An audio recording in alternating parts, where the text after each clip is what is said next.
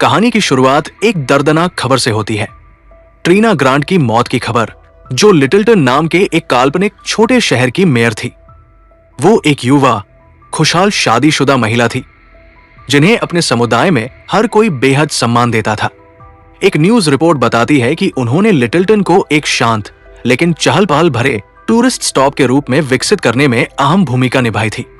अपनी मौत से कुछ हफ्ते पहले ट्रीना ने एक महत्वपूर्ण काउंसिल वोट का नेतृत्व किया था, जिसके जरिए शहर के पास इंटरस्टेट हाईवे के विस्तार को रोका गया था।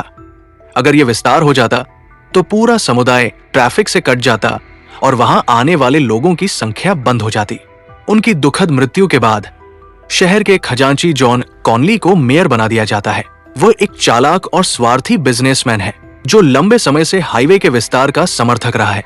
अब मेयर की मौत के बाद यह प्रोजेक्ट आगे बढ़ने की संभावना है।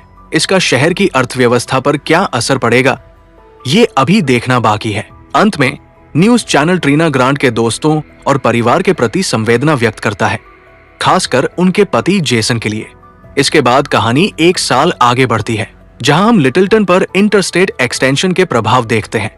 शहर की हालत जर्जर हो चुकी है और रियल एस्टेट की कीमतें पूरी तरह गिर चुकी हैं। मुख्य हाईवे से जुड़ाव खत्म होने के कारण कई व्यवसाय बंद हो चुके हैं।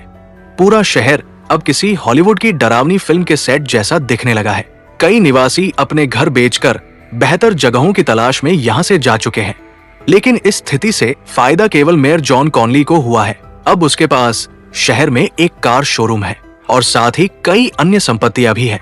एक बड़ा होर्डिंग बोर्ड उसके मुस्कुराते चेहरे के साथ लोगों से कहता है कि अगर उनके पास नई कार खरीदने के लिए पर्याप्त पैसे नहीं हैं, तो चिंता करने की जरूरत नहीं है।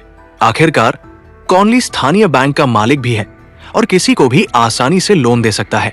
यह दिखाता है कि उसका पूरे समुदाय पर कितना मजबूत नियंत्रण है।